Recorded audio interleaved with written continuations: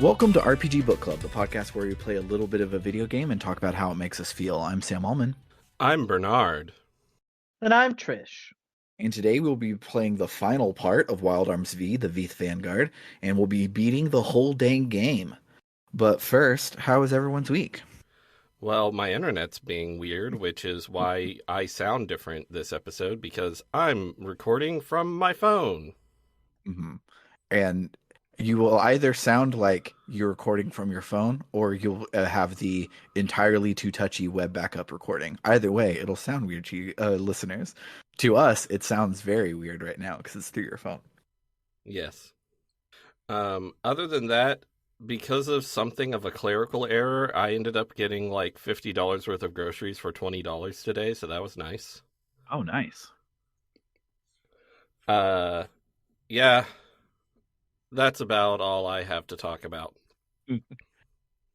After Bernard mentioned Tick in the Discord, I downloaded Tick, and therefore I beat Wild Arms V, the Veeth Vanguard, on Tuesday night instead of 20 minutes ago. Nice! Yeah. Excellent work! It's great. So Tick, for the people who don't know, is just a to-do list software. It has habit tracking, which is what Bernard mentioned it for, and so that's what I got it for. But then I noticed it also just has a really good. It's a really good reminder slash task list system that doesn't do too much to make it like a game, but also does more than iOS reminders.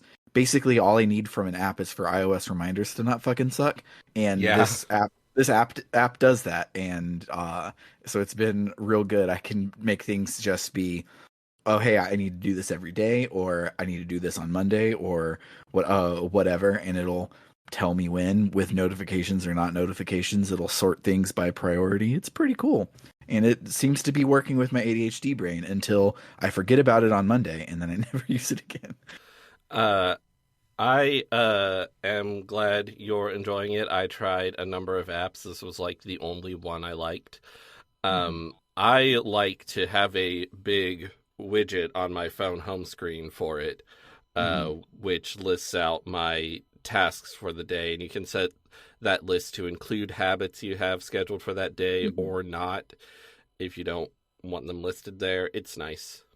Yeah, it's really cool. The other one that people recommend all the time is Habitica, because it's an RPG, except it's stupid and it fucking sucks. And I hate it so bad. If you're a Habitica user, fuck you, stop listening to this podcast. I used a similar thing called Habit RPG for a while, but it sucked. Go to habitica.com and use code BookClub to save 15%. To save all of your money by not getting it. Yes. as the code bounces you off the website. Yes. What about you, Trish? How was your week? Pretty good.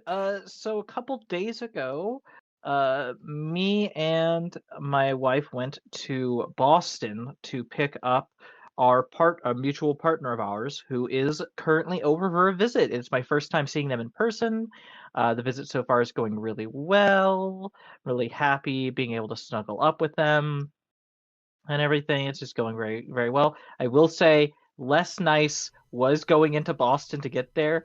Boston Wife kind of Boston's so on the one hand I had the fun experience of, I'm from the West Coast. I'm from California.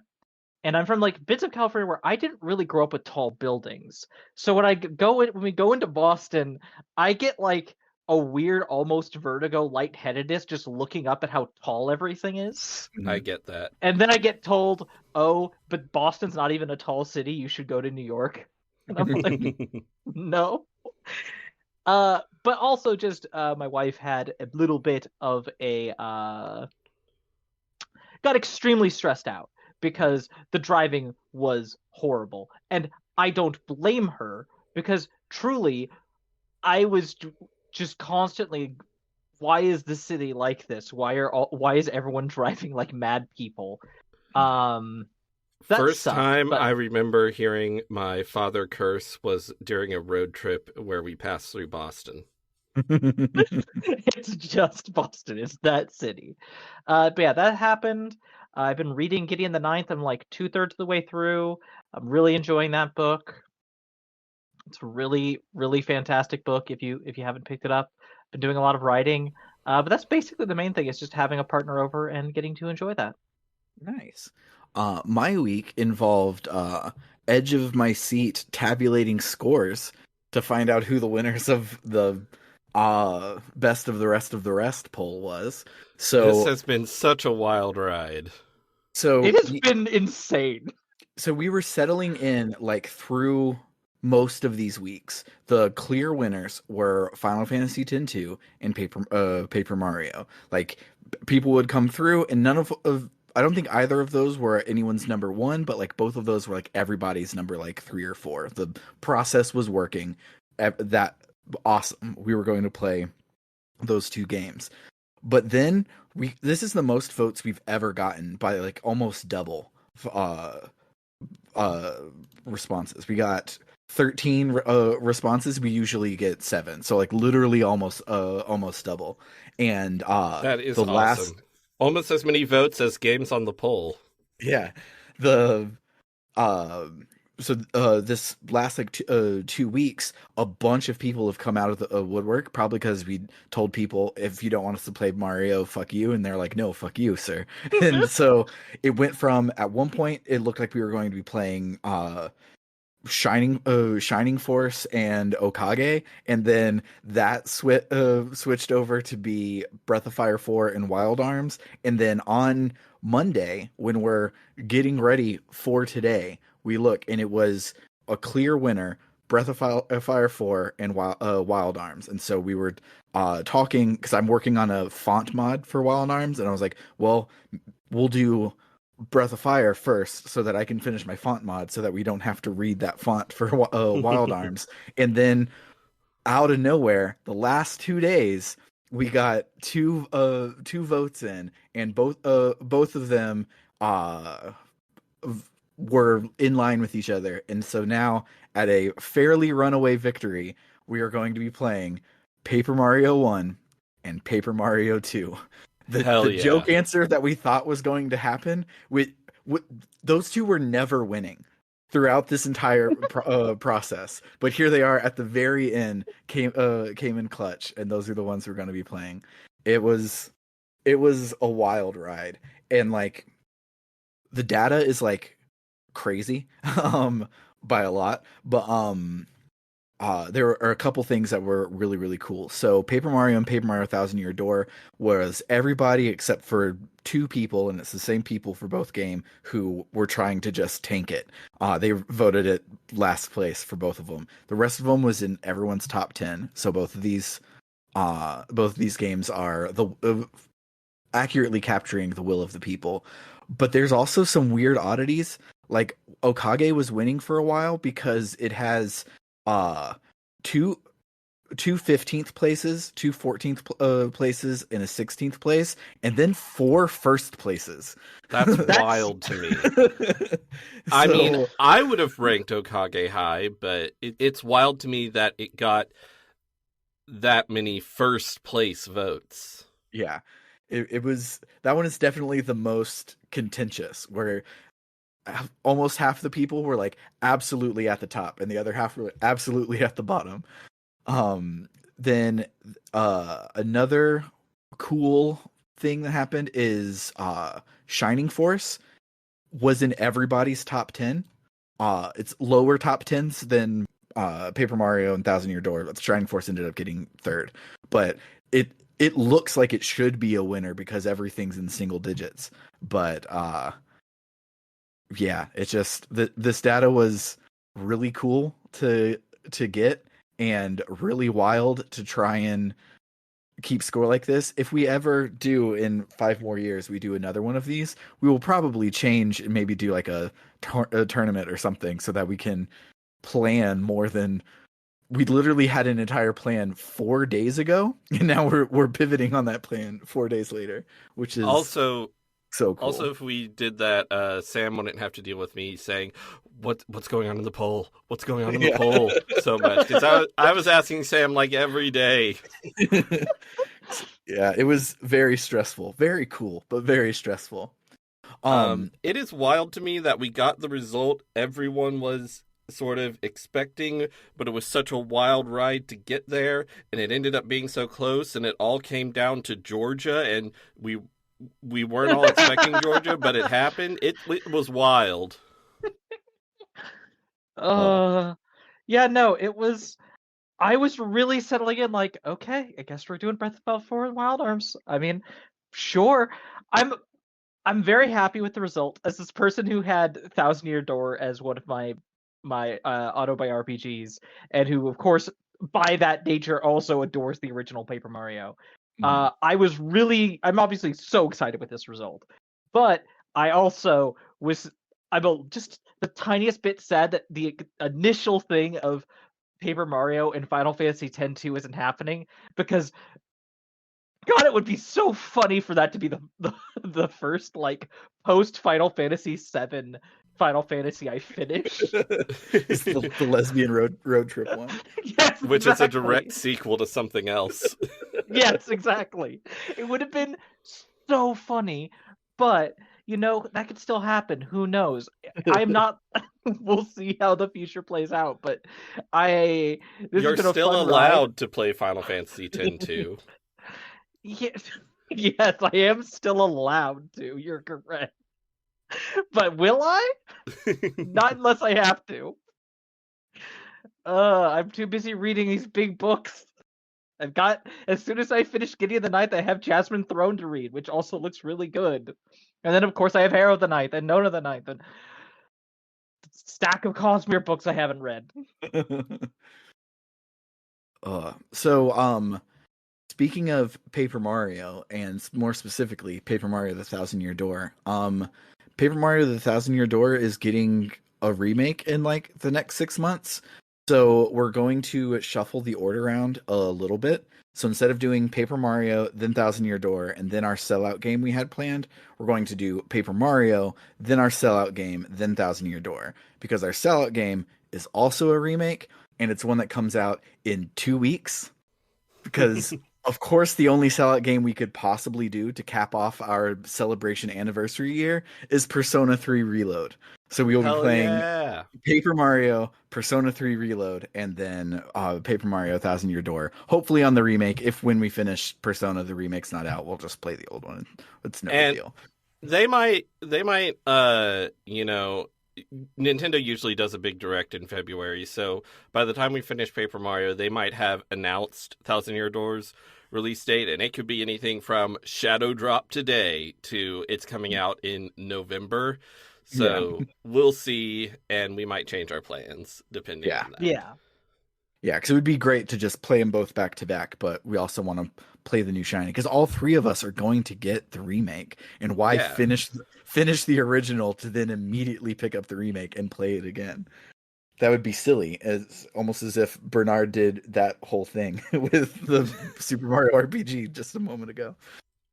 Uh, And Persona 2 Eternal Punishment. yes.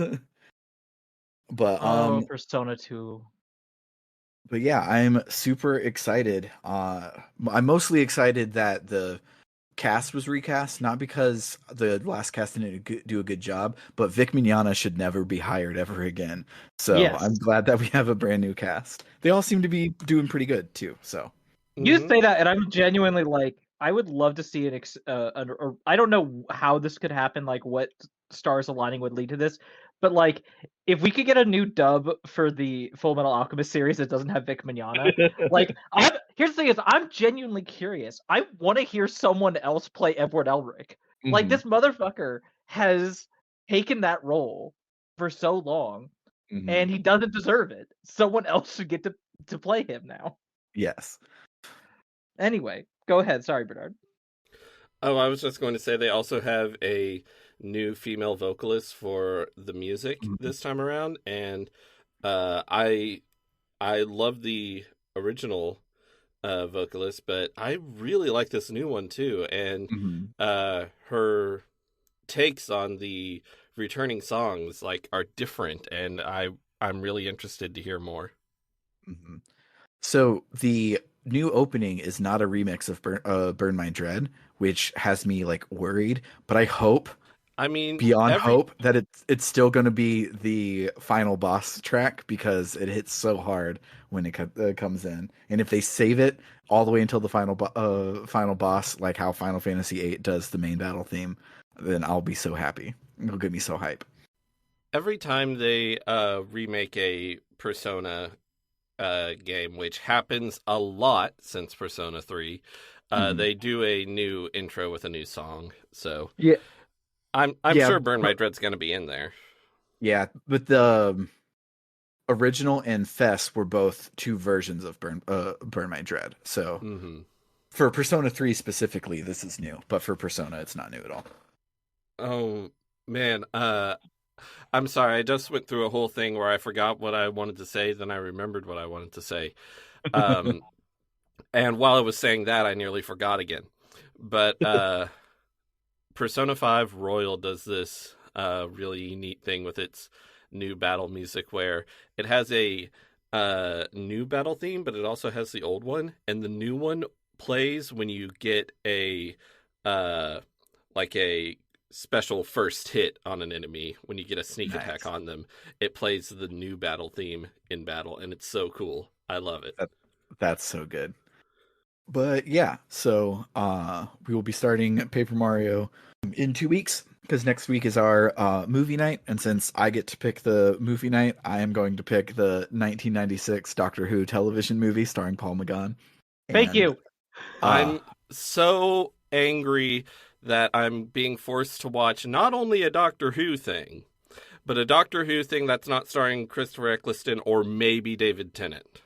mhm. Nope. Paul McGann, one of my favorite actors to ever play the Doctor, if not my Yeah, favorite. I'm yeah, sure he's great. yeah. He's really good, and knowing the type of shit you like, I think you'll really like this one. So we'll we'll see. But yeah, that's all happening next week. What's happening this week is we're going to beat a solidly B plus video game. So let's listen to some B music and then plus. talk about it.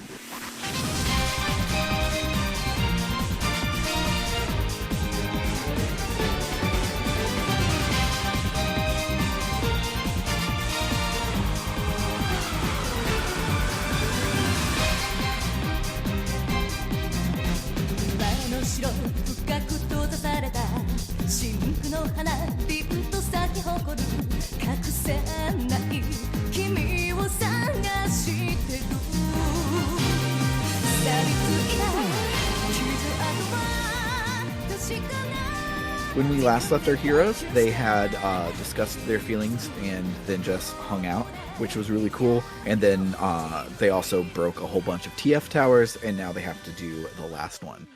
Um, Finding out how to get to this one is hard and stupid, and I had to look it up because they show it to you in a cutscene with nothing else, no landmarks to know to let you know where that is, and you can't see it from everywhere like it would make sense to. You only can see it if you're close to it, and it was annoying to get there.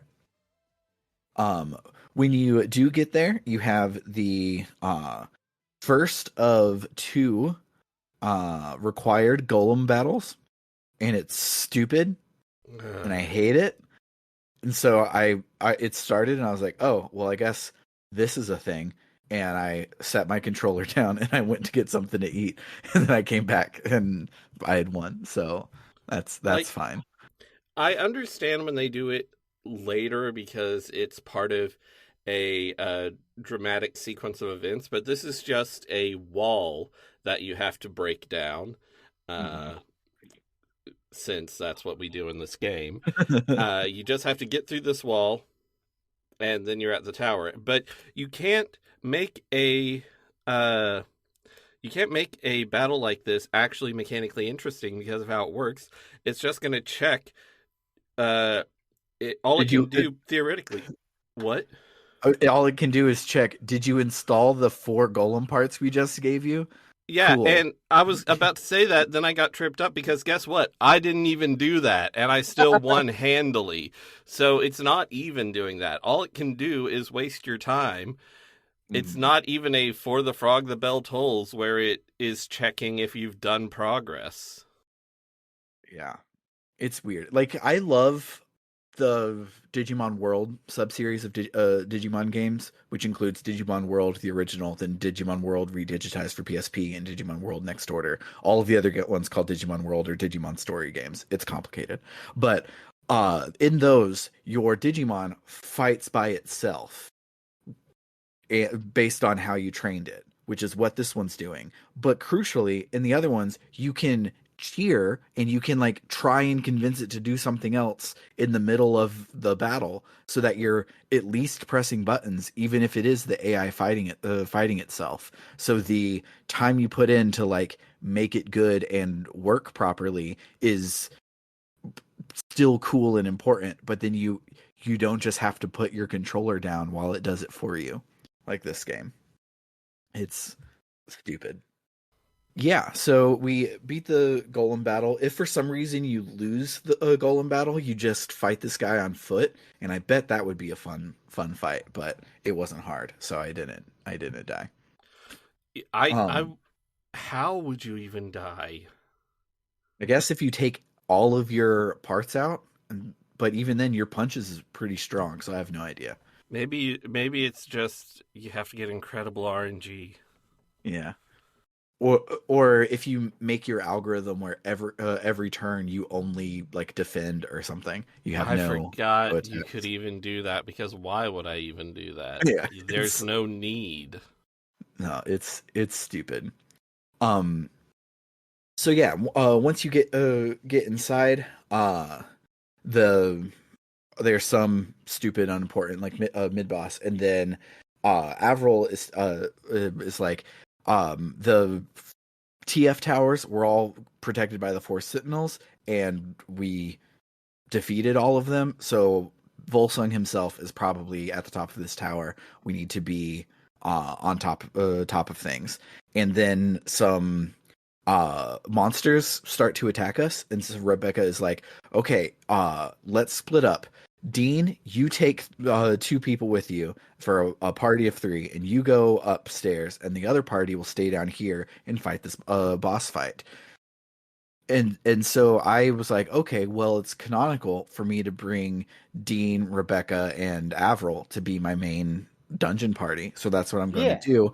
Surely the other people will be fine, and this won't be the hardest fight we've done so far with a shitload of health who can also heal. And all of my characters were set up to like steal things and not do any damage. Like literally Chuck just had my you don't lose HP when you die, and you don't lose gil when you leave, when you run. He like the two of his slots were completely wasted. He was absolute trash. It was so hard. And by hard I mean tedious, because it just took Yes. like 20-25 minutes, and I was playing on like 3x speed up. So on my PS2 this would have taken me like a good 2 or 3 days. It's definitely more tedious than difficult, but wow, is it tedious. Even with how over leveled I am compared to y'all and my B team being set up fairly well, it took a long time. So then we get to do this whole dungeon, and this dungeon's shtick is a bunch of poem puzzles, which in theory are pretty cool, except translating a poem to be both a poem and a puzzle solution from Japanese to English is really, really difficult. And they didn't do a fantastic job here. So all of these poem puzzles, I read it, I'm like, well, I can tell it's trying to say something. Hey, guide, which of these things do I shoot? And then I make my way through it. Mm-hmm. We also, as part of them, we get a final arm part for Dean's tool thing, and it's called the duel sign. If you shoot something that you can fight, it will give you a mini boss fight. And I used it the once to solve the puzzle, and never again. It's very stupid. Mm-hmm. There are a whole bunch of uh, special super bosses spread throughout the world, hidden in weird crystals, which you may or may not have come across. Yeah. But I once we get to this next room where we get the actual point of no return for the game, I immediately just walked into the crystal and continued the game. I did double my save so that I can go back if I'm feeling nostalgic. I can go back and do it, but I did not even for once think like, I'm playing the game really early this week. I have time. Maybe I'll go do an optional dungeon and deck my people out for the end. I just tore through it and kept going. Mm-hmm. So, after we go to the point of no return, Avril is like, something weird is going on. We went to all of the other towers, and the four sentinels were there. They were Volsung's top lieutenants, and we creamed them all pretty easy.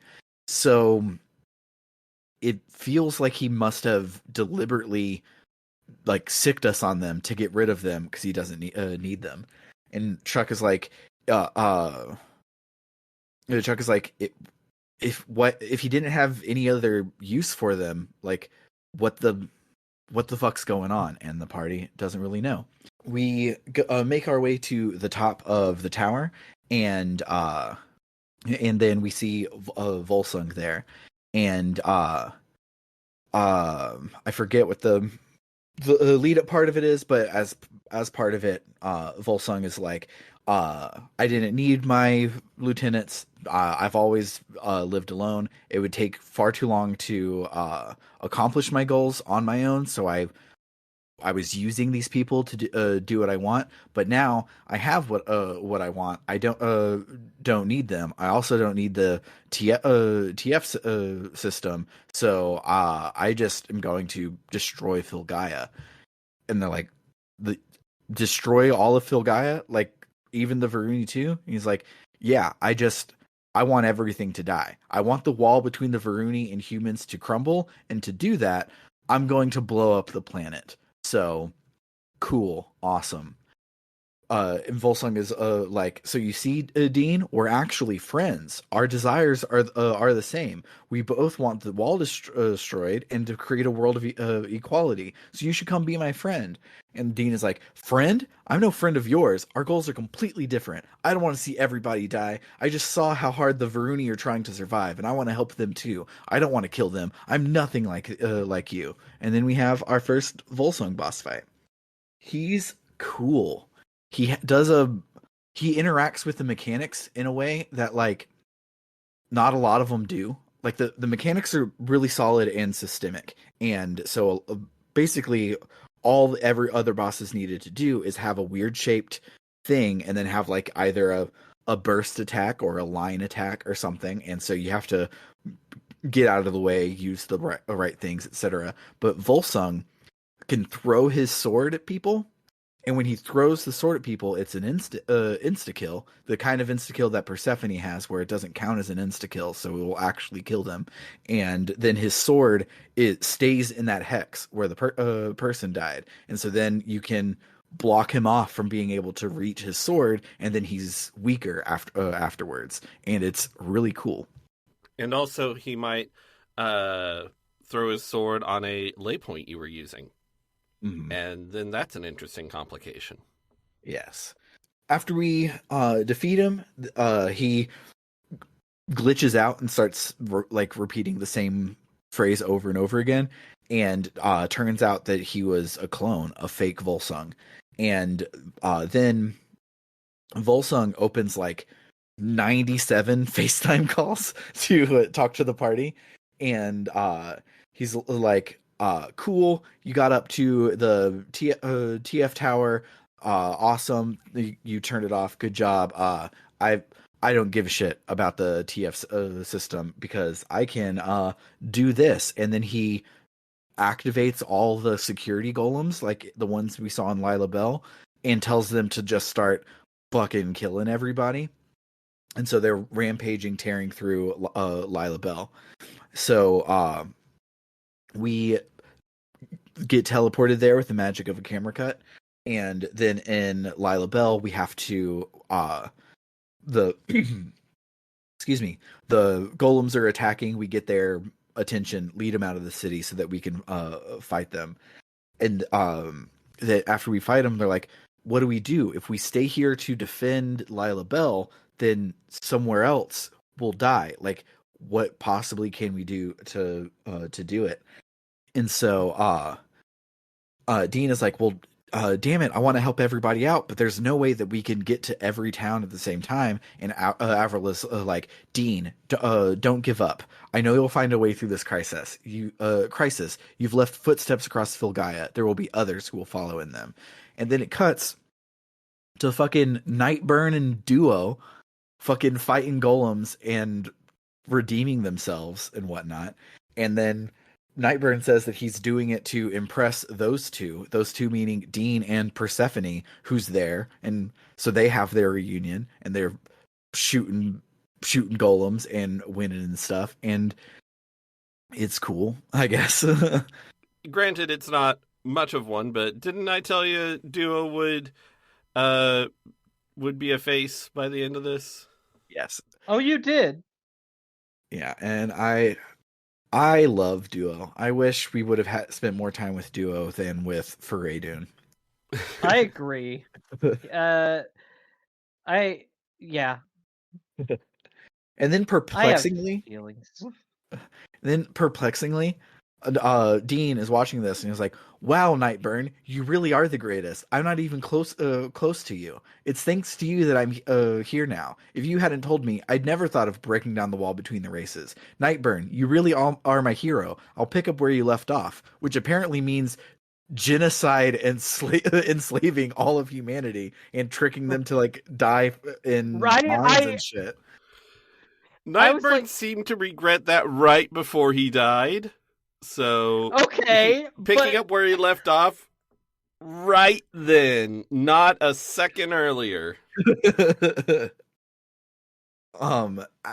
that moment, the Mayflower flies over Lila Bell, and Bartholomew is like, "Hey, Dean, can you hear me? The darkness tier is getting like it's powering up really, really high. Looks like Volsung is going to blow up the planet with it. We need to stop him. He's on the bridge of the Locus Solus. We call that the black box for some reason. I'll teleport you there now." So as the teleporter is energizing, like literally from Star Trek, the is happening in front of them. A golem comes over and is about to destroy them. So then Faradun pops in and saves them, and he's like, "Leave this to me." And him and Chuck have some sort of resolution thing, but I don't give a shit about either of those characters, so I didn't even screenshot what happened. When the party gets to the black box, it's the place where they first got Asgard and they had to fight a shitload of golems, but there's no golems this time. It's completely cleared out. Well, when they get in, Volsung calls out to him over the intercom or whatever, and Dean is like, Volsung, what are you trying to do? Destroying Filgaia won't get you anywhere. Don't do meaningless things like that. And Volsung is like, "Oh, but that's exactly my desire. I wish to see all destroyed and return to nothingness. It will not be long now before the darkness tier is charged to full power. I truly hope that you arrive before then so that we can enjoy the fireworks together. Please try not to disappoint me. Well then, good luck." And then assume every paragraph for the rest of my notes here that it cuts to Volsung and he's like, "Oh my god, do I think Dean is hot? Like, why am I so worried about Dean? Do I have a crush on him? Is that what's happening?" He just continually is like, why do I want him to come and fight me? Why don't I just kill him right now? There's like 8 of those that are almost word for word identical. It happens just over and over and over again. Yeah.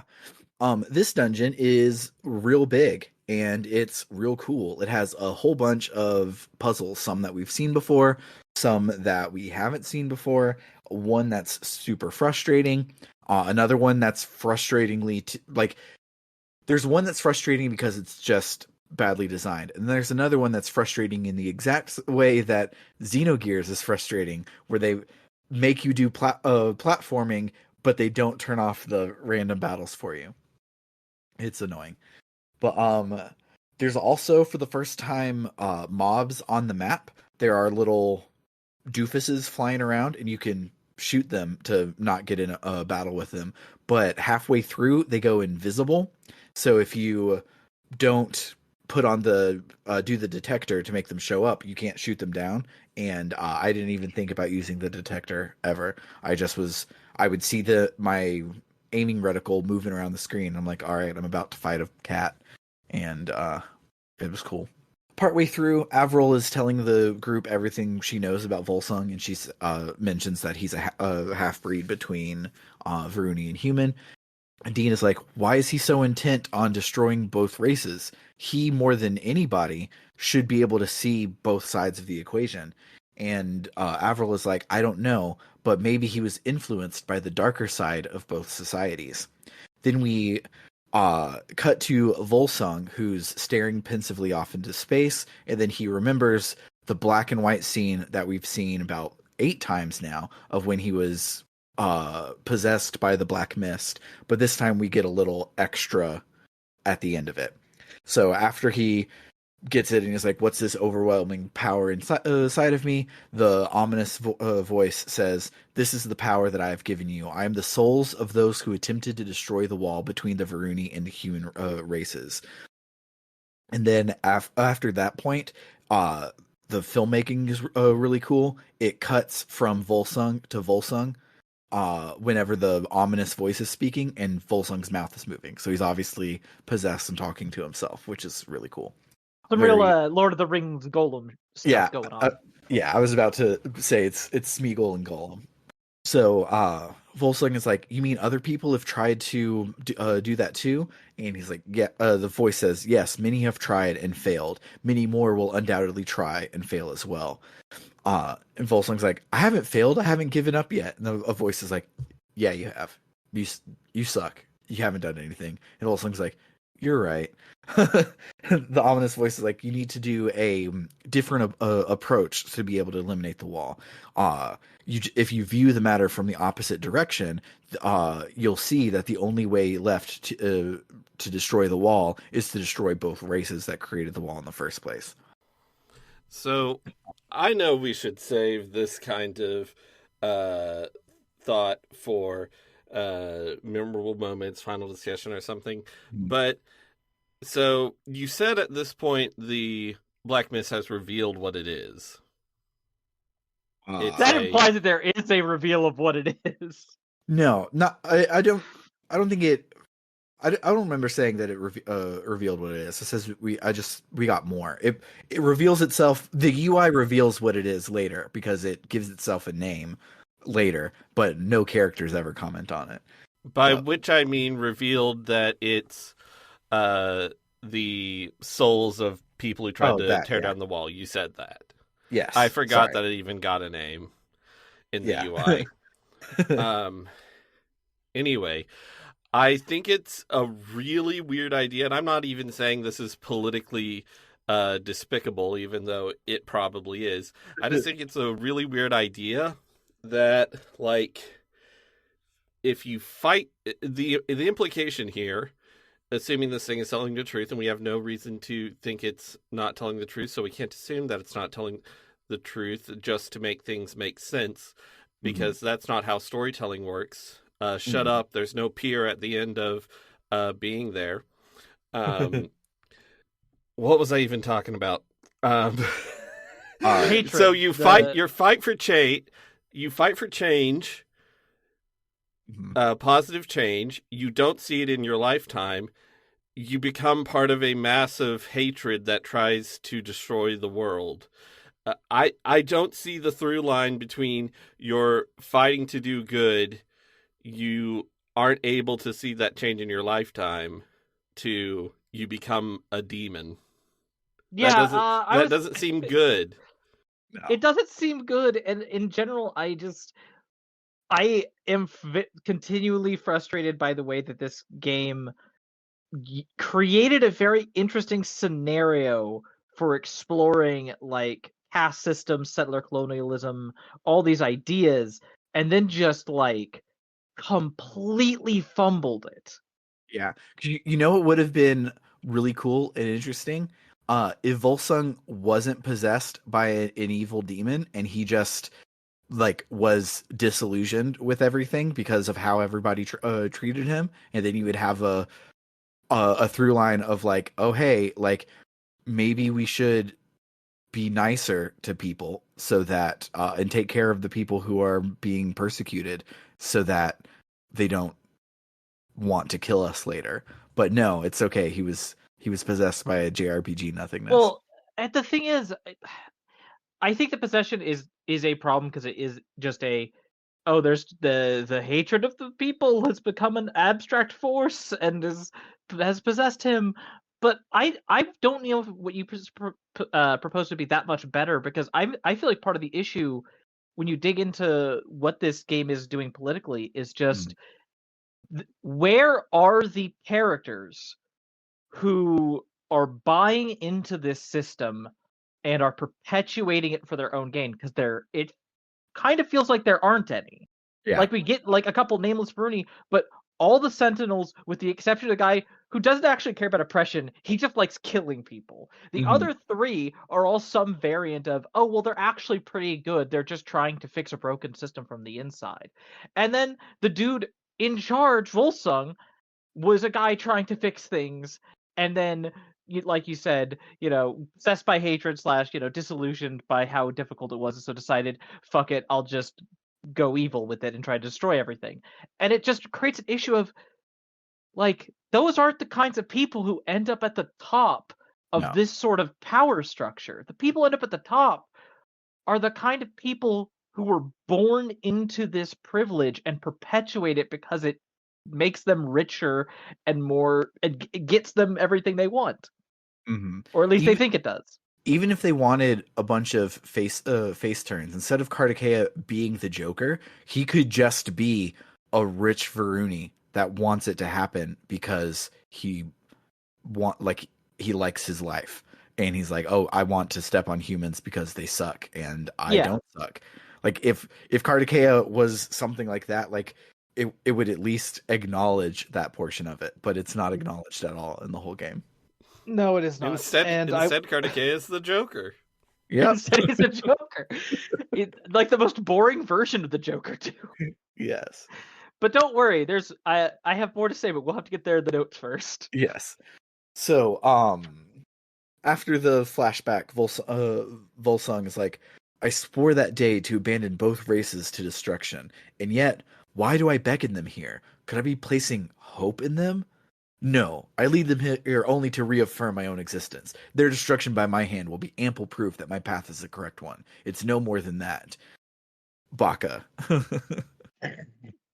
Um, so then we have this really long, really stupid clock puzzle. Mhm. Uh, The clock puzzle. Everyone loves so clock puzzles. so there's a clock, and you can move the hands of the clock to various places, but there's no hints anywhere. So you just have to know to ignore it and to go somewhere else to find a hint. And so you go somewhere else to find the hint, and the hint is a stupid hint that doesn't make any damn sense. And so then you go back, and that doesn't do anything. So then you have to know, oh, I should count how many torches of different colors there are in these rooms, so that way I know that I should put it to the 6 and the 2, and then you do that, and it will finally open the door. It's very stupid. I hate it so much. And the whole time you have final boss gauntlet level of encounter rate. So you're getting an encounter every 12 steps, and you have to walk through like 900 rooms to solve it. It's stupid. And at one part of it, you walk into a room and there's literally nothing you can do in the room unless you think to look up at the ceiling for the first time in the whole game to be able to shoot something to make a ladder fall down. It's bad. I hate it. Finally, my mom's video game skills of looking at the ceiling will serve her well. Next game, we're gonna be doing the mom thing of moving the controller when you have to do a jump. It's going to be useful. It's the solution to the puzzle. Yeah.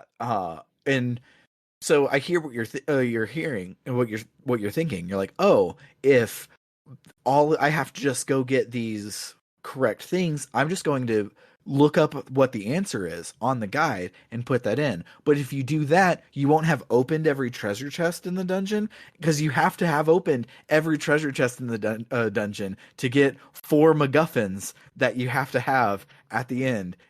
And I hate it so much. But partway through, the party is walking, and then their cell phone rings. It's playing a chiptune version of the opening theme to Wild Arms 2. And turns out that Carol's backpack has been a cell phone this whole time, and the professor calls to talk to her. And he says that he finally found a way for the Varuni to live without a fear of the VR factor. That they had been looking into the mediums, but they weren't able to. But Varuni weren't able to commune with original mediums, only copies. And they're like, He was like, I couldn't figure out what happens. Why that was happening. But now that Varuni and humans have teamed up to fight all of the golems, they have started to work together, and that peaceful partnership is making Filgaia not reject them so much, and so now they can use their mediums, and and everything will work. But what I want to know is, Avril only made 6 original mediums, and we have all 6 of them. How does he fucking know that it's working now? I thought Varuni, like, weren't they could only there were only the duplicated mediums, because they can only make blank mediums.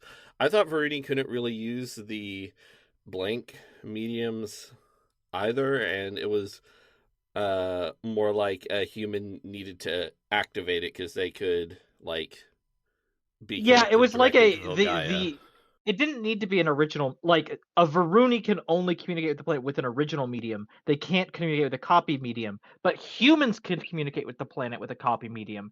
And a Varuni can use the human as a middleman, so long as they're all cooperating and working together. So it turns out it was the Yes. power of friendship all along. Yes. Yeah, either way, it's dumb. It was the power of friendship all along. So he's like, so the wall between the races is beginning to crumble, but in order to destroy it completely, we need something else to bring the races together. Dean's like, what else do we need? He's like, I don't know, maybe just a symbol of some sort, something that they can look to. Good luck, Owen, defeating Volsung. Surely this isn't stupid, and you'll just be a beacon of hope for people. So the way you phrase that just makes me think of the end of Ghostbusters 2. I have never seen any Ghostbusters movie ever in my whole life. I watched the cartoon a lot as a kid, but never any of the movies. But yeah, so Dean's whole driving goal of tearing down the wall between the races happens off screen. So fun. And very quickly. Yes. They later talk about this event as if we're done tearing down the wall now. Yeah. We've been in this dungeon for 16, 17 minutes, and that was all they needed. So it's just like how after 2 weeks of serious actual COVID lockdown, we all came together and realized a whole bunch of systems in our society were bullshit, and that's all it took. Yeah. We're like, everything sucks. Let's make it not suck. And now we've been living in a utopia and not the opposite of that, which I know is dystopia, but I wanted to say the opposite of that for the last 4 years. Isn't dystopia technically not the opposite of a utopia? I think it's more complicated, because it's a place that looks like a utopia at first glance, but turns out to be the a heavily flawed society that is a criticism satiring some aspect of the real world. Yes. So the final puzzle of the dungeon is cool in theory, but frustrating because this is an RPG. It is not a platformer, and you don't have micro adjustments like you do in a good platformer. But you have to shoot a switch to turn on like floating platforms, and then go through the floating platforms until they'll stop halfway, but you can shoot another crystal, jump over to those, and make your way through, and you have to do that like 3 or 4 times. And it's pretty cool, and I would have loved it in a place that had a walking speed and not just a running speed, because you're trying to just move a little bit and you run straight off and have to do it all over again, and it's dumb. Yes. Don't put platforming in your RPGs unless you're going to make it good. So yeah, we finished that one, and then we have a big door that has room for 4 crystals in it, and luckily for us, we have gone through and done every single chest, so we have all 4 crystals. We put I'm them pretty through. sure they're not actually in chests. They're just tiny little glinting spots, which is not something we've been trained to look for. I think maybe one was in a chest. I vaguely am remembering one in a chest, but I know the last one is just a glinting spot on the floor. So yeah, it's extra dumb. After we go through that door, we have a really big, really long, dramatic spiral staircase. And then at the top, there is a door. And when you investigate the door, it says, an incredibly powerful and evil aura emanates from beyond the door. It seems that Volsung waits ahead. Are you prepared to face him? And so then it's a secondary point of no return. And it's like, I want to save my game, or I want to prepare, or enter and face the final wall. And it's good. The idea of this being the final wall is dumb for reasons we've discussed and will probably continue to discuss, but I was still like, oh man, that's cool. It's good wording. Yes. So you go to investigate, and Dean turns to everyone. He's like, all right, I've got a plan. And then it fades to black, and it comes back up. And Rebecca's like, that is a stupid fucking plan. And Dean's like, well, this guy's really strong, so we might as well try it and see what happens, because if we fight him head on, maybe we won't win. And they're like, all right, cool, whatever. So I think I like their odds fighting him head on better than Dean's plan. And let me be clear. Let me be clear. I am saying this from the perspective of the player at this point of the game. I'm saying it's better than Dean's dumb plan without knowing what Dean's plan is, just knowing Dean. Yes. So Dean's plan is so amazing. So he yes, it is.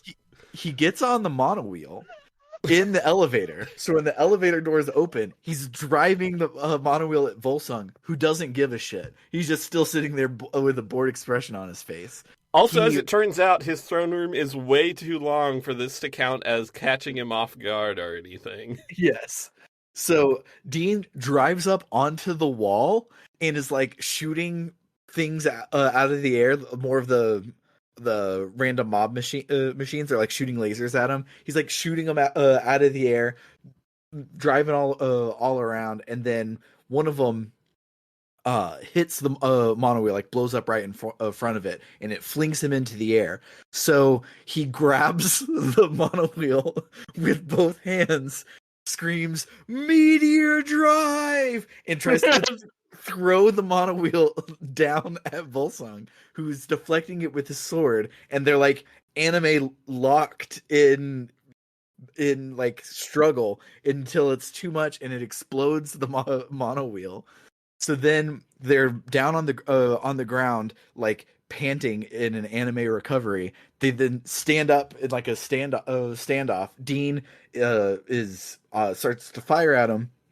Volsung knocks his arms out of the way. So then Dean front flips and lands on Volsung's sword like fucking Dark Link.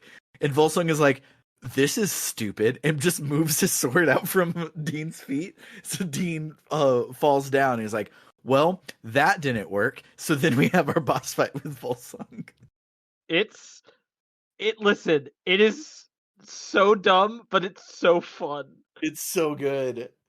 Oh, It's pure. Listen, if you want to, it's the kind of thing Dean would do. It's just the dumb kind of bullshit that goes through Dean's mind, and I applaud him for it. and it being a callback to Meteor Drive too is it's so good. So yeah, we have our boss fight with Volsung. He's stronger than before, but still easy. And he has two mooks with him who are also easy. He goes down easily enough. But of course, this is a JRPG, so that was not even his final form. He's like, how could I, with this vast, unrivaled power, fail before such insignificant creatures? But isn't this what I've been yearning for? At last, an opportunity for an end to this has appeared. How delightful it is to face an unknown future. Come, let us dance to the music of chaos. And he summons his own Gundam that he can hop inside the chest of, and it's his golem called Jotunheim that has the darkness tier like inside of it, so it can blow things up. So it flies off, and we run off after him, and the place explodes for some reason. And then Jotunheim is just like standing inside of the explosion because it's cool. I will say, I got distracted because I sent y'all a gif of the guy from RRR hitting people with a motorcycle with the caption Meteor Drive, and then I just got to thinking about RRR because it's the best movie ever made. So I got a little distracted, but you already said that, oh my god, I forgot what I was even going to say. What were you saying? Yes, so Volsung is in his golem, and his golem is really cool, and he's a cool guy that doesn't look at explosions. And when he's doing that, Avril is like, "This shouldn't be happening. Is this outside the loop?" And okay, like, now I'm just going to think about that instead of whatever it was I was thinking about before. So there's no way I'm remembering now what I was thinking about before I started talking about RRR. I'm so frustrated with myself. It's okay. If you think of it, just cut me off. Rebecca always is like, do. What do you mean outside the loop? What are you talking about, Avril? And Avril's like, But if I can get to Jotunheim, I have a chance to disable it. And Dean's like, you can't. Are you crazy? You can't get any closer. And Avril's like, you need to let me go, Dean. And Dean is like, no, I'll never let you go. I promise to protect you, and that's what I'll do. But Dean doesn't have to protect her because she has a giant robot protector, and Asgard flies down to save the day. As Asgard lands to fight Jotunheim, you can see Dean's bolt that he has like glowing within Asgard, and it's stupid, and I hate and I love it so much. It's stupid, and then it goes, oh wait, you're telling me it's time for us to do an Asgard final boss fight? Yeah. Thankfully, we're supposed to lose it. If you're insane, you can win it, but it takes like 8 minutes for the AI to beat itself. So please just lose this fight. After we lose the fight, there's a kick-ass robot fight cutscene. So Asgard is getting his ass kicked because he just lost the boss fight, and Jotunheim is like punching him right in the face. But then as he's doing that, Asgard's eyes light up, and then the missing arm from the beginning of the game just comes out of the ground. We're on Locust Solus, so this flew from Filgaia up through the sky to pierce through the spaceship to punch Jotunheim in his fucking face, and it's so fucking cool. Then above the battlefield, Bartholomew is like, all right, we're going to send the package down, blah, blah, blah, blah, blah. I'm a captain, and I'm saying military-sounding stuff. And he shoots this big capsule down towards Asgard. And Asgard looks up, and Bartholomew goes, it's your arm! Asgard reaches up, and he pulls a gun out of the fucking capsule, and he just starts shooting at Jotunheim. who has his own guns that he hadn't been using. So he pulls them out and just fires a laser right through Asgard's head. And Asgard falls down and drops his gun. And so Jotunheim is walking over to our party, but Asgard isn't done yet, and he just punches right through fucking Jotunheim's chest, just a big ol' fist sticking out of his belly, and it's fucking cool. These robots have a determination to fist. Yes. That's my Symphogear reference. Volsung's cockpit was also in the chest, so Volsung like pokes his head out to be like, "Hey, I'm not dead." And so Asgard is like, "Well, here, guys, just come on in." It just opens his hand to be a staircase for us to walk inside of Jotunheim to have our final boss fight, and it's stupid and awesome.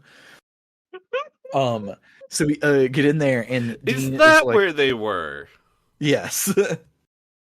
Yeah, no, it wasn't 100% clear. I also was a little confused on that. I only know because when I was writing the notes about it about an hour ago, I rewatched it, and I'm like, oh, that's what happened. So when Adine gets in there, he's like, "Are you Volsung?" And Volsung's like, "I am, and I am not. I am the spirits of those who tried and failed to destroy the wall between the Varunian humans.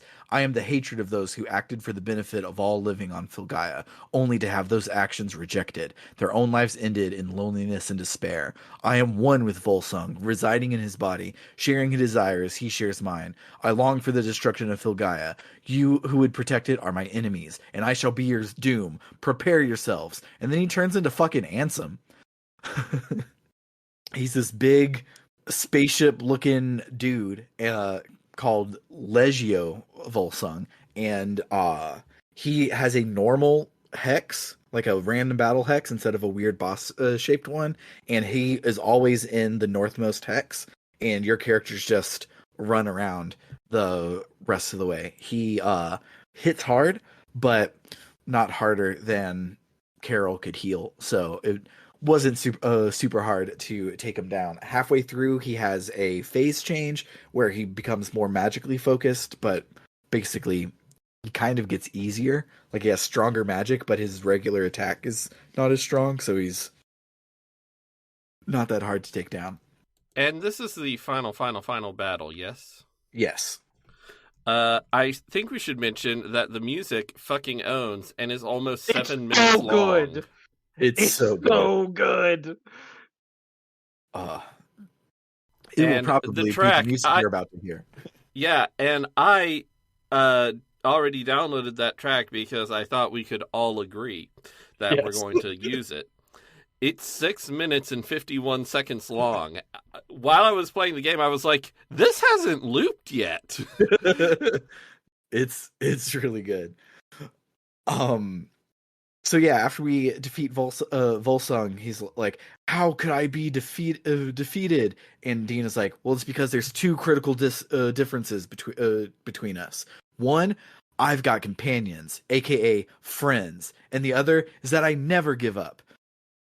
He goes, "Volsung, there's one more thing I want to tell you. If you hadn't been there, if you hadn't become an obstacle, a clear target for me to aim for, I don't know if I could have broken the wall down. It's certainly thanks to the golems you set loose that humans and Varuni are united now. If you hadn't been around, even I don't know how things would have turned out."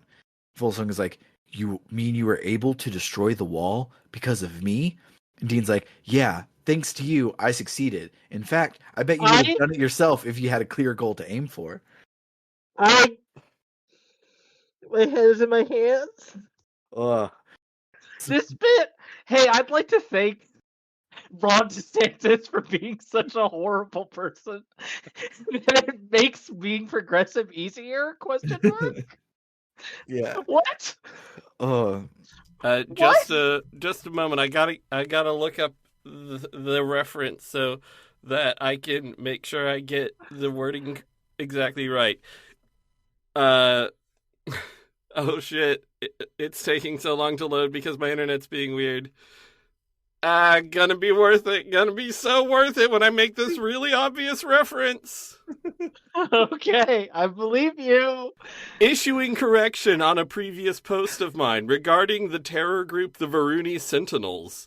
You do not, under any circumstances, gotta hand it to them.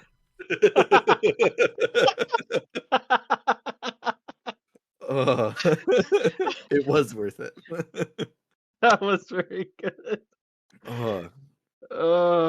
So yeah, Volsung says, "Thank you, Dean. Your words are a comfort to me. I've spent far too long tormented by conflicting feelings. At last, the time has come for me to be freed from that torment. Thank you. You've truly won."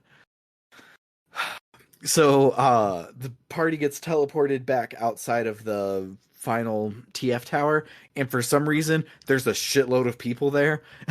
And Duo has their camera out and is like, "So is it all over, Avril, or should I say Johnny Appleseed? Your exploits have been broadcast all around the globe. Can I get an official statement from you as Johnny Appleseed?"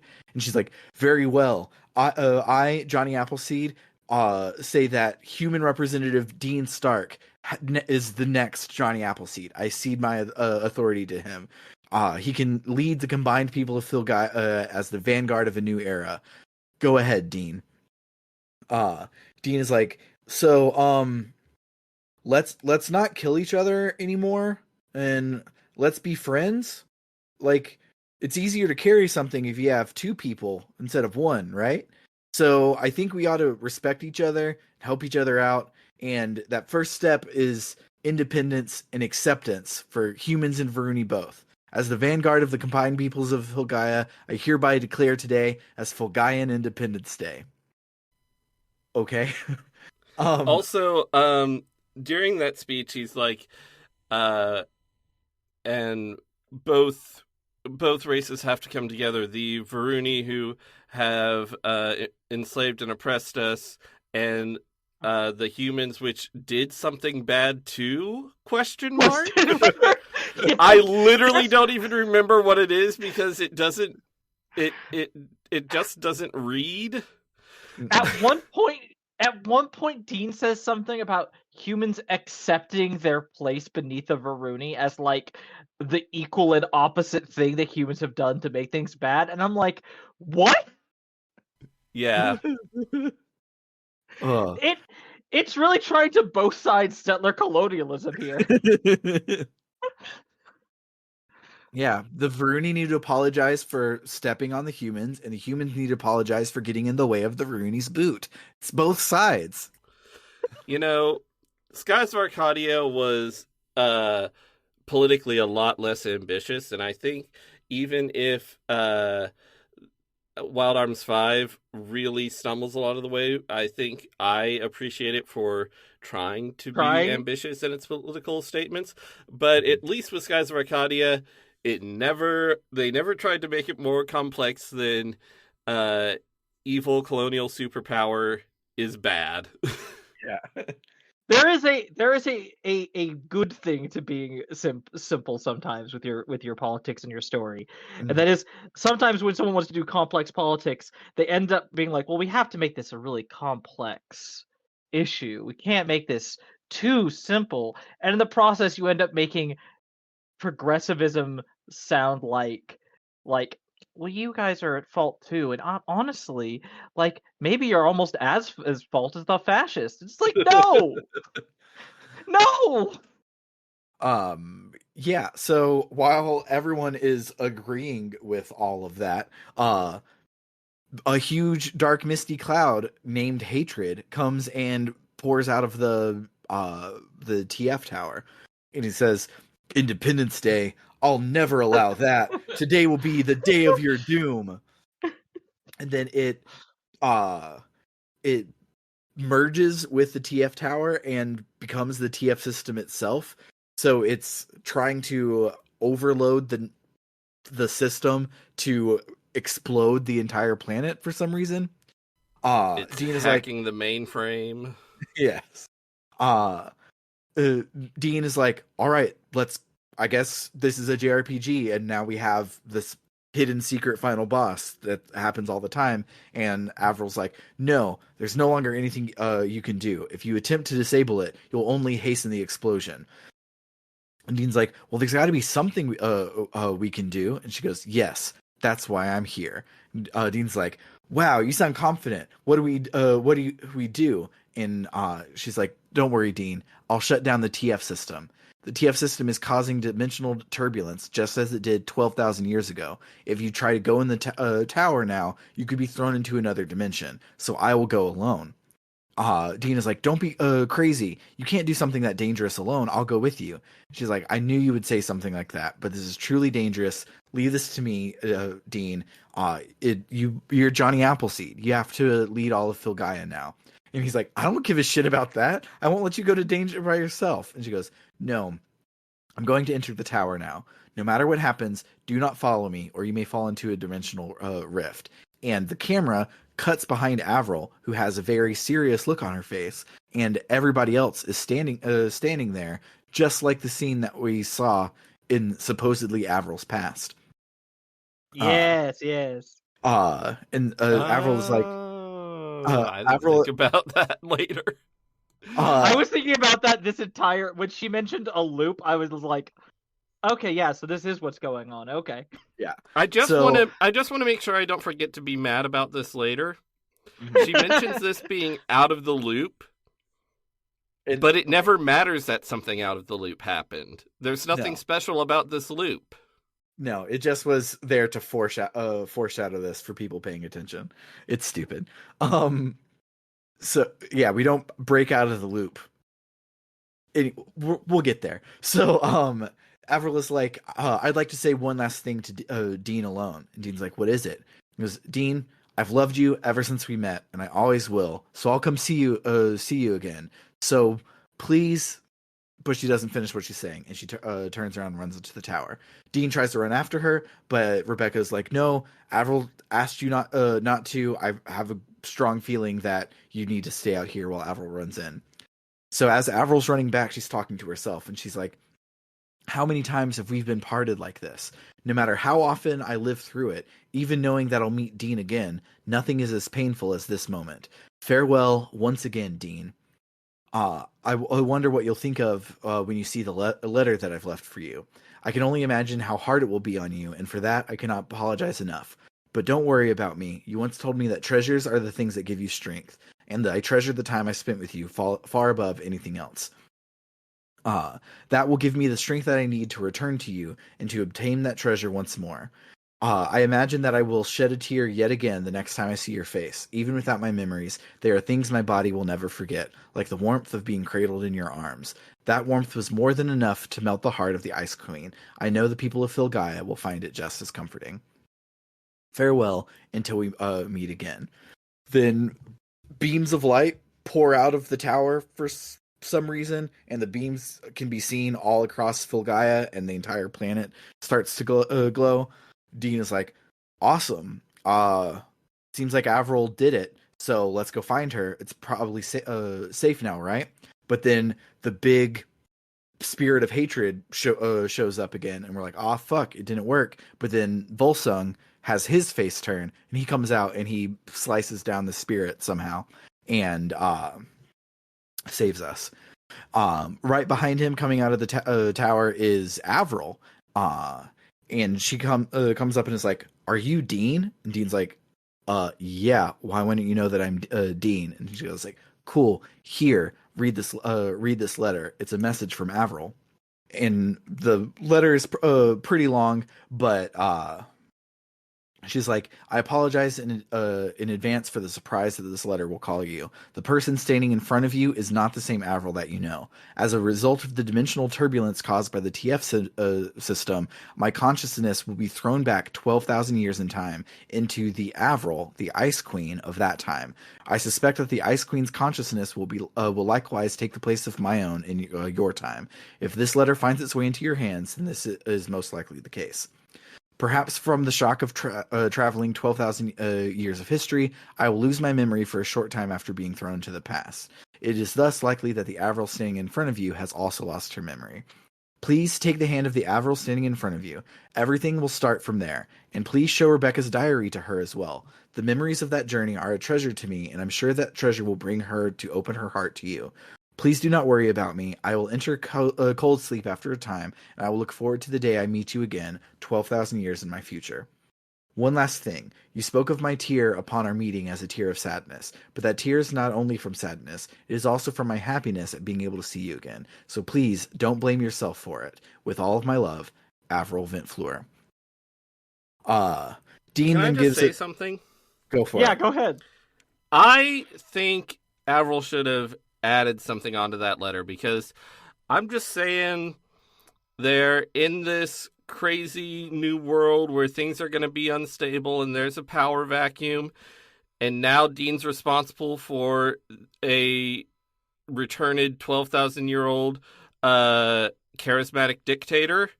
I think Avril should have said, keep an eye on her too, Yeah. just in right? case. Yeah, it vaguely mentions like, oh, you could go and do her mind palace too to destroy the Ice Queen, but like, But I no. don't think that would work without having built up the. But I think by its own logic, she would have to have built up the new personality and everything from knowing Yeah. Dean and having her heart melted first. But yeah, I just feel like she's kind of dangerous to have around. Yeah. So But- just keep an eye on her. Yeah. My brain's just going like, should we talk about this now or save this for later? I have Like, this is lots the of whole thing. lots of things to say, and we only have a little bit left. So Okay, let's go finish a little let's- bit left, and then we can. Yeah. So then Dean has another long speech where he blames the victims and asks everybody to join together because Filgaia is still weak and in danger, but if we all join together, we can fix it.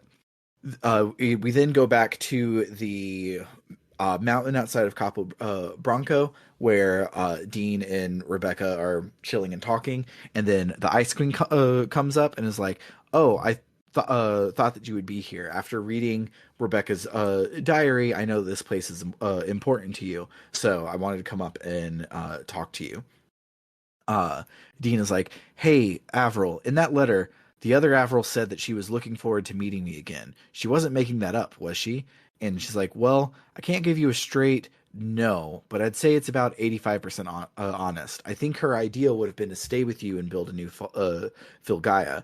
But if she did, she would have disappeared. It would be a time paradox."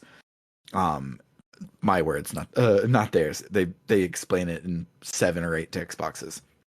I think they do use the frame. They use the exact phrase "time paradox" at some point. Oh, she does. I was skimming over the paragraph and I didn't see it. But so after Rebecca then says, "I wonder where Volsung has gone off to. Ever since it all ended, he said he was going off on a journey to find himself again, and nobody knows where he's gone. I sure hope he's not planning to destroy the world again, but I guess we don't have to worry about that anymore." Dean's like, Now- "Yeah, he's just a victim after all." My initial reaction is that's stupid, but I mean he was possessed by an evil demon that was controlling his actions, so I was initially like, why are they letting Volson walk around and why are they calling him a victim? And I'm like, well, he was possessed against his will by a demon, so okay. Yeah. And importantly, he wasn't the current Johnny Appleseed, so it's not like if he decided he's like, "Oh, since I was in charge before, I can just like people will look towards me and want to do it." Like, no, he was a renegade going off and killing a bunch of Varuni when we met him at the beginning of the game. Bartholomew was the Johnny Appleseed. So, if anything, what's Bartholomew doing at this point? Well, I Because- mean, actually, technically, at this point, Avril's back, and it's widely known that Anne Avril is back, so she's Johnny Appleseed. That makes the Ice Queen even more dangerous. I didn't even think about that. She is the de facto ruler. or well, de she did. jure ruler, or whatever it's called. Our Avril did not secede her power to Dean, so Dean is technically the current Johnny Appleseed, and Duo had the camera out. So I think Ice Queen would just have to say never mind. that was a move. I was doing something there. That was Yeah, my 3D chess. yeah, And I'm Johnny Appleseed again, actually. yeah. So Dean stole Dean, the election. he did. Um, Dean is like, Volsung was a victim after all. If it hadn't been for that thing that took over him, he'd have been doing the same thing that we were, and we only succeeded because he gave us a clear wall to break down. If it wasn't for him, I might have ended up the same exact way. And then Avril's like, I wonder what would have happened if the four of us met as children. So then the credits play, and it's the four of them as children running in a sunset while the credits music play, and it's Weird. weird. It's like Uh, it's not as though childhood has been a recurring theme, or like what could have been different if the past had been different is much of a recurring theme. So it's weird that they go hard on the meeting as children thing. It's cool. It's kind of cool, but it doesn't really ring thematically, so it's sort of like, why? Yeah, like the time travel thing, it really feels like this whole bit is very just like, if I don't want to put on my editor hat slash my English teacher hat, but I will if I have to. And here it feels like a very strong like, okay, this is a nice idea. Either support this earlier in the text or don't bring it in at all. Mm-hmm. I think You brought it in unsupported at the very end. I think this would be fine unchanged if you move the credits from here to after Dean's celebratory speech, where he's like, "We're going to save Phil Gaia," and then the credits roll, and then this be a post credit scene, like, and we have a post credit scene, so they knew about it at the time. It wasn't a new thing, but this being a denouement afterwards instead of being the climactic thing that you roll credits on, I think would have been fine. But yeah, post credits, there's a scene of Avril looking at her stasis pod, and she steps into it to set the loop back in motion. And that's the end of Wild Arms V, the Veeth Vanguard. So let's listen to that amazing song, and then we'll talk about our memorable moments.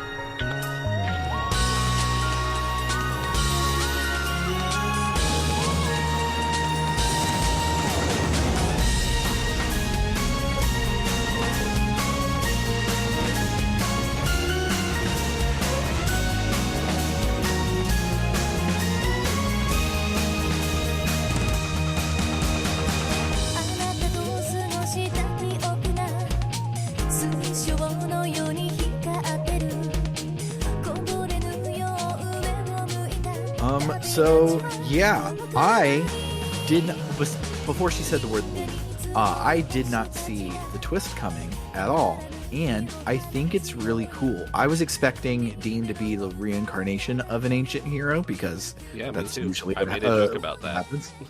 We did, yeah.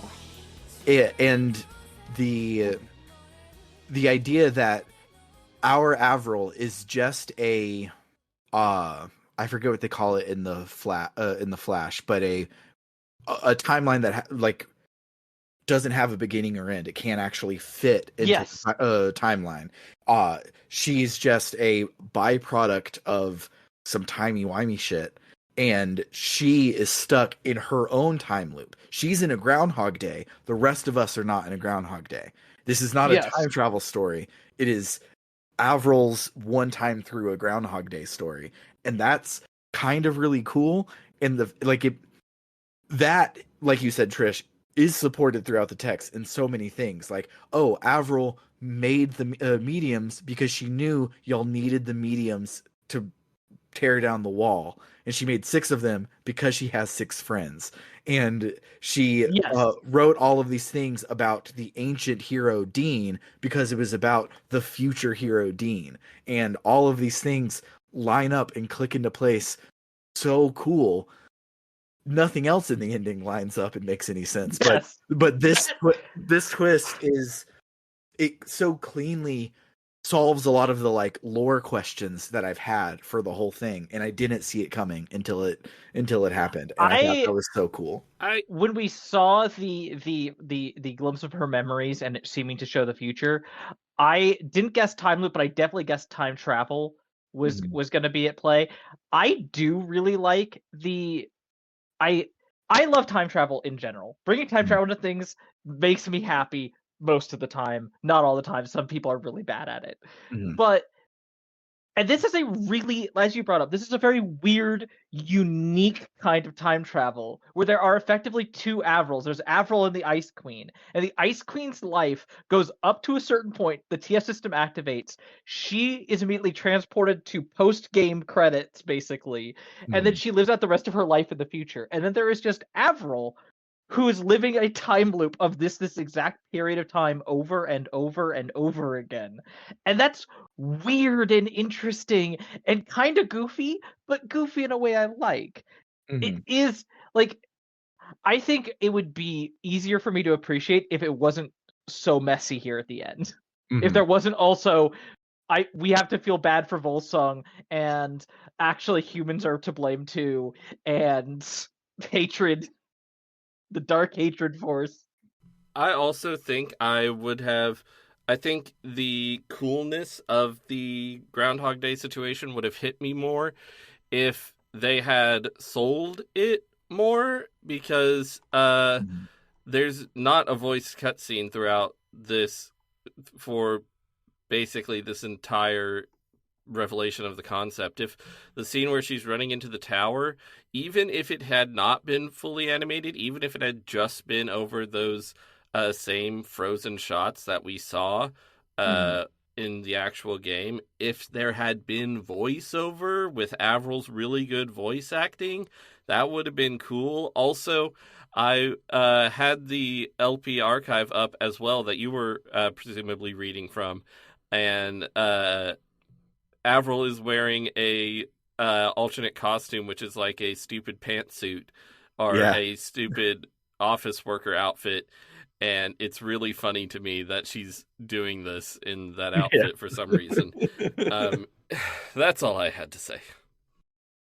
Yeah. So, everything this game was trying to say about colonialism did not stick with me after ending the game, but all of the stuff about the Groundhog Day thing is so unique and cool, and I've been thinking ever since I beat it. I've been thinking of, oh yeah, so that's why we saw the thing in the future, because it is in her past. It is a memory. It's a memory from 12,000 years ago, because I was 2 months in our future or whatever, and I kept thinking of all of these different things that were so tidily cleaned up by this. That makes me wish they would have just said colonialism bad and not tried to do anything extra with the I will also say, like, in that I really do enjoy this twist on time travel. I think too many stories, when they bring in time travel, they're obsessed with the concept of like, I'm trying to make it really neat and clean in a way that like wouldn't, like, effectively this is a bootstrap paradox question, because the question becomes, where did the Avril in this time loop come from? She only exists because of the existence of the time loop. There is no other reason for this Avril to exist. And it's like, a lot of stories would not engage with a thing like that. And I really appreciate a time travel story that goes, yeah, no, that's just how it is. It's like, what do you mean that's just how it is? I don't know what to tell you. Time remnant. That's what they call it in the time remnant. Flash. Yes. Yeah. In the Flash show, you're right. The Flash is the only other time travel thing that I've dealt with that has a concept like this of like, oh no, time travel is weird and tricky, and some things don't have a beginning or an end, and they're just a time remnant. Like in Legends of Tomorrow, one of their main villains is the reverse Flash that doesn't actually exist because of the timey-wimey shit in the main Flash universe. He's the other actor, not Harrison Wells. And Yeah. and like He's I love that shit. And he's just running fast to time travel himself into his own tiny sliver of a timeline because that's all that he can do because he shouldn't exist. And that shit is cool. And I like time travel doesn't make sense. It like there's way too many paradoxes, you can't get away from all of them. So I love things that just lean into that and be like, yeah, Yes. it's not gonna fucking make sense. We're not gonna try and do a hard sci-fi about time travel. We're gonna just do something cool, and you can understand the concept, and that's it. That's fine, and I love that. Agreed. So yeah, what about the politics for this fucking game? It's bad. Oh dear. Not good. There's a point where it crosses a threshold where I go, I wish you hadn't tried. Yeah. Again, I think the thing that's sticking with me a lot, especially from this ending, is how many stories will want to do a thing that touches on politics and will be like, okay, well, clearly we have to have the sympathetic villain with understandable motives. And it's like, no, you don't. You don't, though. Because 9 times out of 10, that leads to you creating an activist villain. Yep. And that's not what we fucking need. Yeah, it's so weird that they try so hard to land on a nuanced take, but they're not actively like investigating on their takes. They're just trying to be like, oh yeah, hurt people on a grand scale. So that means that they're just hurt people and we can save them. But it's like, no, they kind of You double literally genocided last episode. When you said hurt people, my brain didn't process that as that phrase, which is a phrase I've heard before. It processed that as hurt people. And I'm like, no, that's just Kartikeya's thing. Yeah. That's not relevant.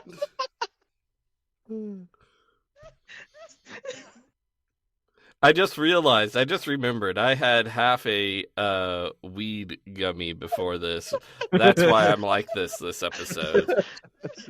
I just remembered that. That's why you sound so weird. What if your computer isn't even lagging a second? You're lagging a second?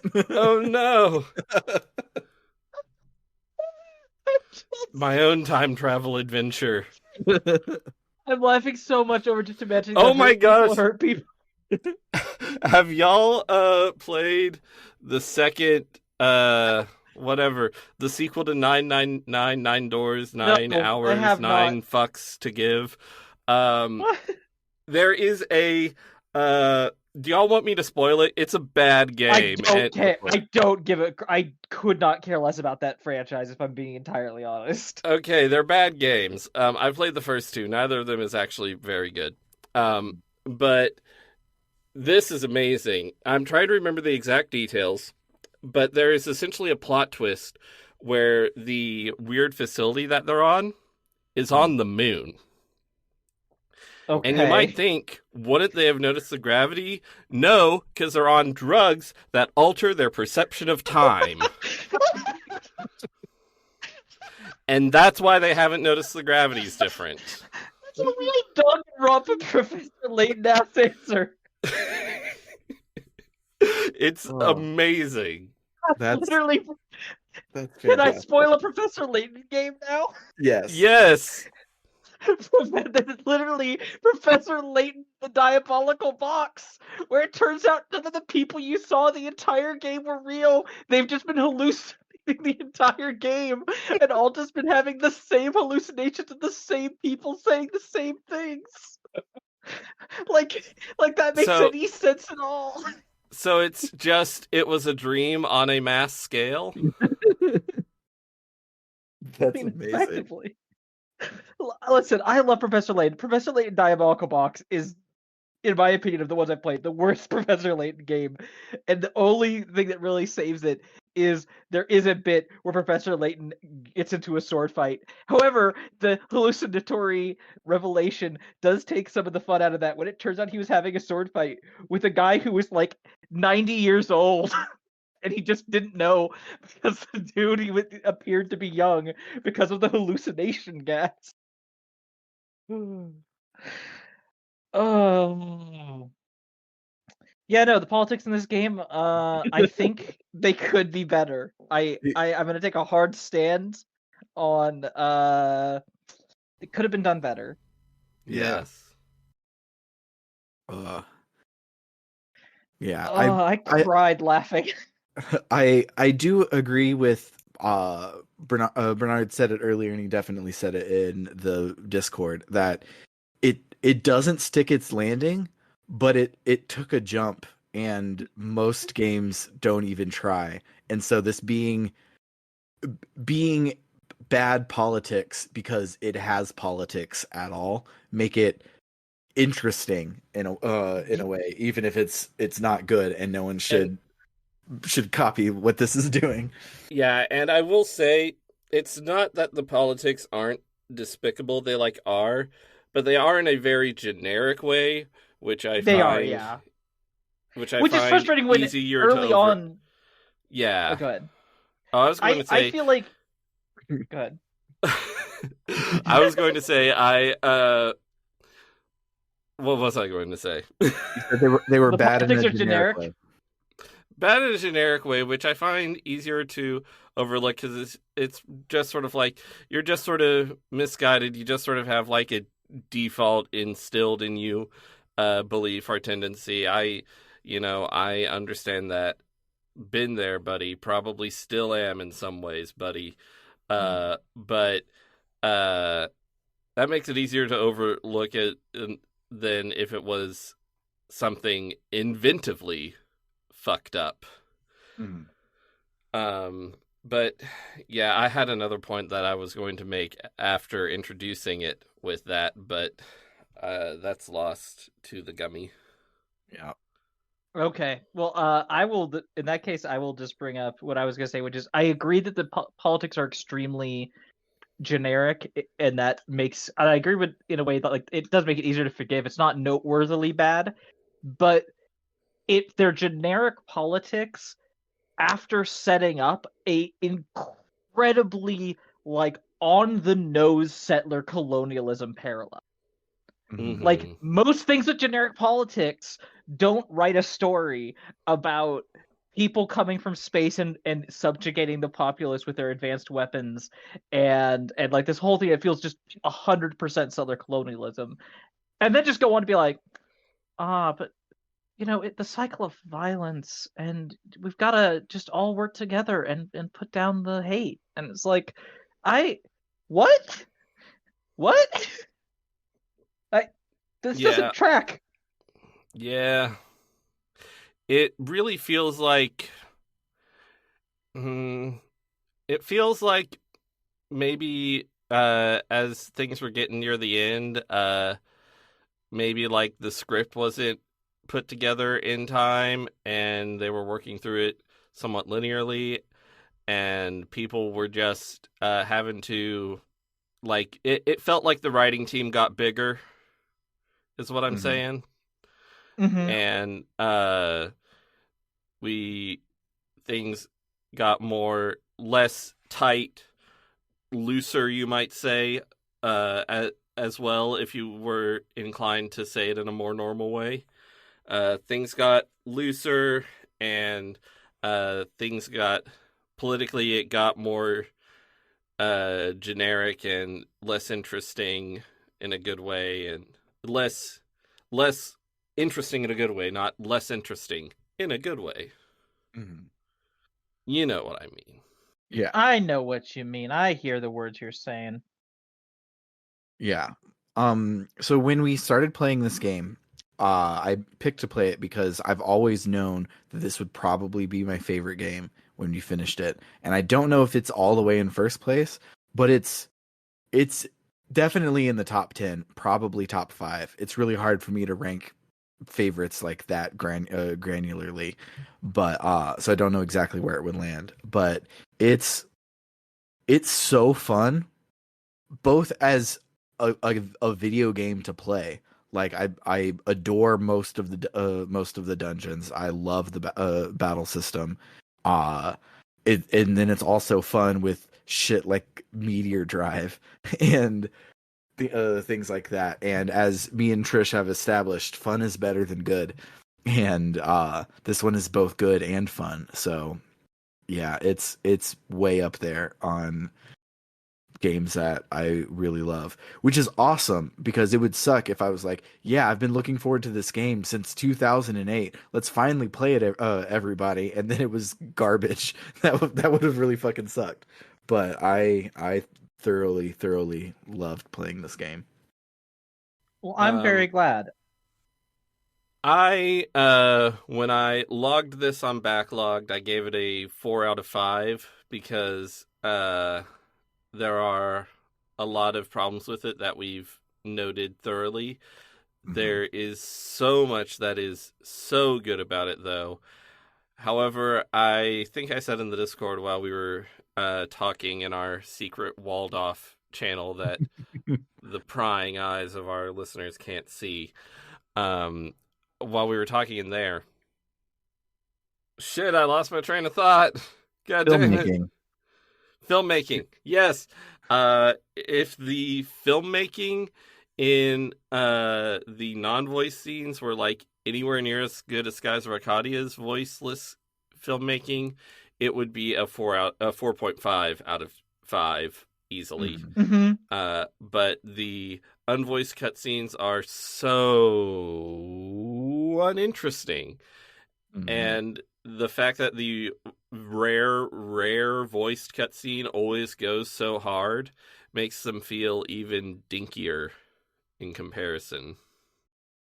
Yeah, I wasn't sure about bringing it up, but since you threw the gauntlet out, I will say, having only played Skies of Arcadia last year, I would give this game is more of on like a 4-star on the border of 3.5 for me, and I think I might be a lot more charitable if I hadn't just played Skies of Arcadia, and in so many ways I cannot help comparing them. In my brain, they're both very specific kinds of genre fiction as a JRPG that don't normally are a genre a JRPG goes for. They're both they both have kind of a weird throuple dynamic going on with the 3 leads of a guy and 2 girls. They both have or attempt to do kind of cinematic storytelling visuals and cutscenes in a way that I sometimes do feel is a bit similar. But the difference is Skies of Arcadia is Skies of Arcadia, and it yes, the politics are so much simpler, but in exchange for that, you get an incredibly fun romp that its biggest dings against it come from just ooh, that's a rough cultural thing you might not have wanted to do there, game. Maybe don't play on that indigenous trope. Oof. Where with this game, it's just oh dear. And this game has really cool battle system. I really like the battle system. It has a really just like the walking around doing dungeons, even if sometimes the puzzles are rough, is still also fun. Like the gunplay of it to fit the Wild West aesthetic works to a level I wasn't expecting. But and the story and characters can be very fun at times. It's just also they frequently found myself just being this is rough. And I definitely like it. I really enjoy it. I'm glad I played it with you. I am unsure how interested I am in the rest of the Wild Arms series, but maybe that I'm completely wrong. Maybe I'll really love the rest of the Wild Arms series. I don't know how much of an anomaly this is. This one is a huge anomaly. None of the other ones go for anything. All the other ones are, hey, there's a big bad guy and he wants to blow up the world. Should we stop him? And they're like, probably. And that's the plot of the first 3 Wild Arms games. Okay then. Well, yeah. They also are basically not in this series. Wild Arms 4 and 5 are such a hard pivot for the series that they basically don't feel the same. The first 3 Wild Arms are a lot closer to late Super NES RPGs than they are this. But yeah, that's just kind of my thoughts on the game. Also, soundtrack is great. Oh yes. Oh, the soundtrack is so good. The soundtrack might be the best thing about this entire game. It's up there. The only track in the game that I really hated that I had to hear a whole bunch of time was "Even a Dog Wouldn't Eat This," which is just like the some hijinks are happening. Mhm. Something you've seen in a million animes is happening. Music. A character's gonna fall on another character, and they're gonna be embarrassed. Oh no. um but yeah, other than I got sort of a mixed first impression from the soundtrack because as I recall that track was heavily featured in the first episode. Mhm. But yeah. Yeah. Also, every episode of this season has been the title of a song from the soundtrack because all of the names for all of these songs are fantastic. And they're all super long and super cool. Like only because it's important does it easily break. Or uh I won't lose because I don't want to lose. I'll never lose because I don't want to lose is the name Yeah. of the track. It's so cool. One day you'll forget the hopes and dreams. Mm. Understanding the vastness of the world and still ... God, these are so good. Or It's really Kardakea battle. good. Or what it says Yes, on the tin. they're not all like this. Most of them. Mhm. But yeah, I could probably talk about this game forever. I will probably think about this game forever, and I will probably play Wild Arms 4 just so I can play more games with this battle system. And then get real sad because there probably won't ever be a Wild Arms 6, even though it's right there for Sony. They should just do it. I mean, Just who more. doesn't love some cowboy fiction? Right? Just And just partner with Rockstar Games and put the Hex battle system in Red Dead Redemption 2. yeah, let's do that. But on a slightly real note along those lines, like since Square Enix has suddenly brought back the B-list game that has been missing for the past 10 years, and they've routinely put out a bunch over the past like year and a half or so. Not Sony should, marketed them at all, but they put them out.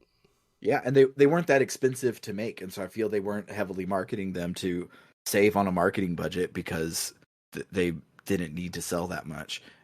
Is what I'm hoping, and I hope that this was a success for Square because I want Sony to then pull a 1998 and be like, hey, we should copy Square Enix's homework, and instead of making Legend of Dragoon, they make Wild Arms 6. They could also like remake or make a spiritual successor to Legend of Dragoon. I'd be down with that as well. But yeah, weirdly, apparently, my video game obsessions are abandoned Sony computer entertainment RPGs. I mean, you don't have to. If your obsession was just abandoned Sony Computer Entertainment properties, you'd still have a lot to work with. Mm-hmm. Yeah. They've accumulated quite a few. Yeah. Yes. It's a shame that Japan Studio didn't survive long enough for the return of the B video game, because they were really good at it. Mm-hmm. I believe most of the key Japan Studio people ended up at Team Asobi, but they haven't done a million things yet. So No. whereas Japan Studio had done a million things, so I knew I loved them. Yeah. Astrobot is really, really good. So I'm hoping that whatever they do next is really, really good. And as good as both Astrobot games are, I hope it's not an Astrobot game. Yeah. They're really good and all, but I don't want them to just be the Astrobot people. You'd think they would have made an Astrobot game for the PlayStation VR 2 when that came out. Yeah. Or at least ported the old one to it, since none of the games are compatible. Yeah. Which is bullshit, but then you read about how the PlayStation VR 1 worked, and you're like, okay, it's not bullshit. And also, wow, it doesn't sound like the PlayStation VR 1 worked that well. Yeah. But anywho, on that depressing ass note that Japan Studio is dead, let's wrap up this episode. So if you like what you heard, you can head on over to www.rpgbook.club, where any and all donations will help us cover the cost of running the show and making it better and better. If you set up a recurring monthly donation, you'll also get some additional benefits. If you donate $1 or more a month, you'll get access to our bonus feed, where this week we are entering the second half of Tales of Destiny Director's Cut. And Bernard, I haven't played it yet. You have played it. Do things happen in this next episode? Do they continue to happen? Do you want a spoiler? Yes. The first two things that happen, the Eye of Adamoni gets stolen and we get on a boat. God damn it. So yeah, we're gonna continue chasing the Eye of Adamoni across Things everything. do happen. Things actually the heck happen, but at the beginning of that playtime, I was like, "Are you fucking kidding me?" Oh, but yeah, come and check us out. This game is a nothing burger, but it's been pleasant and the episodes have been fun. So come and hang out with us there. You also will get access to our polls to decide what game we play next on the main feed, which we just wrapped up a poll, and so we'll be playing Paper Mario, and then Persona 3 Reload, and then Paper Mario Thousand Year Door as our next 3 games. If you donate $5 or more a month, we'll also shout your name at the end of every episode, just like this. Shoutouts to Cerebral Wind, It's Clear Time, Frosthair, Dragon Slayer 19, Floris, Kaldron, Freddy Rodriguez, Aaron524, and JFro Prime. And then finally, if you love us so much you want to donate $20 or more a month, you also get to make me say a sentence of your choosing, to plug something, or just to make me say something. Shoutouts to El Tantavi, who wants you to check out critical-distance.com, an aggregator for games criticism and journalism. Shoutouts to Vimk, who wants you to play Legend of Legaia for the PS1. It's cool. It also has a headstrong main character with blue hair, so it's basically Wild Arms 5. So just keep the train rolling. Play some Legend of Legaia. I would. I will say I would play Legend of Legaia.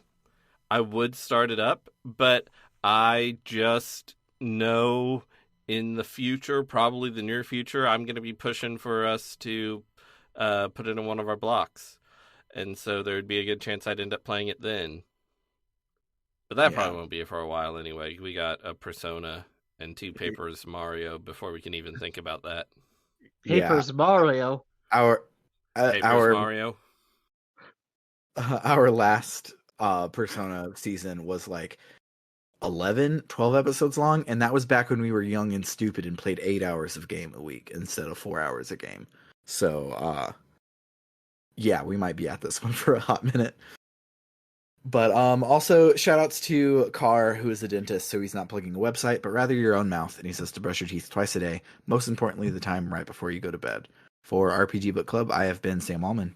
I'm Bernard, and since Sam used the word nothing burger, I got to thinking about the word nothing burger, and I have a philosophical question for you. Does a nothing burger have beef? No. And I'm Trish. But then it's not a burger.